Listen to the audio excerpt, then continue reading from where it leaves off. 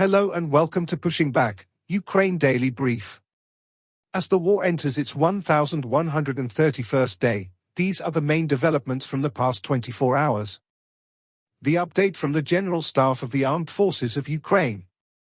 Russia has lost approximately 915,230 troops in Ukraine since the beginning of the war.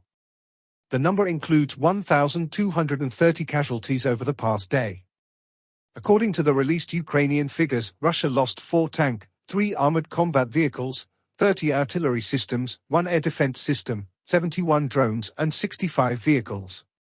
The Netherlands will provide €500 million for the drone line project.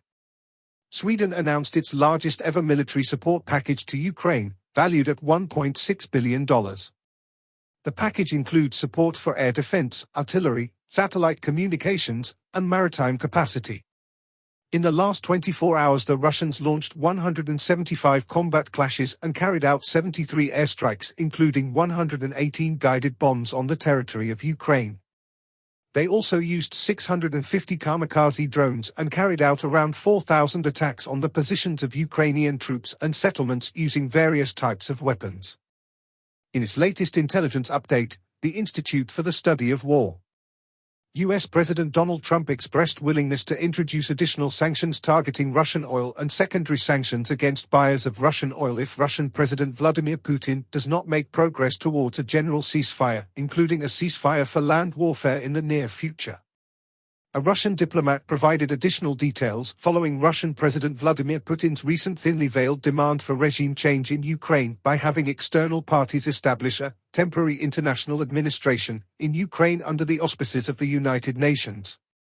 Russian forces struck a military hospital and civilian infrastructure in Kharkiv city on the night of March 29th to 30th.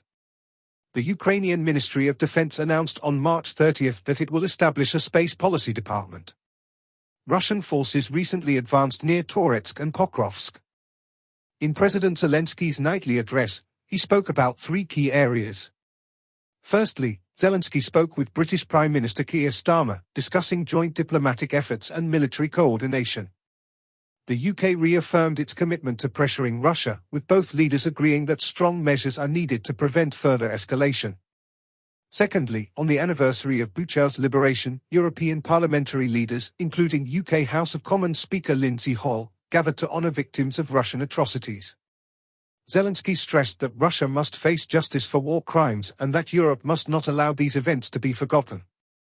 Lastly, Sweden pledged a record $1.6 billion military aid package, including weapon supplies and production support. Zelensky also outlined Ukraine's diplomatic priorities for April, focusing on securing further international backing from the US, Europe, and other allies to strengthen Ukraine's defense and stability. Ukraine's First Lady Alina Zelenska met with university leaders to discuss the nationwide mental health initiative, How Are You?, which supports students and faculty affected by war. A recent survey found that nearly 1 in 3 faculty members experience burnout, while over half of students require psychological support. Universities are expanding mental health services, with 97% already offering psychological aid, workshops, and self-care programs. A new consortium of leading universities has been formed to advance research and training in mental health resilience. Thanks for following today's updates. Please don't forget to like and subscribe for more content. We'll return tomorrow with the latest news on the ongoing conflict.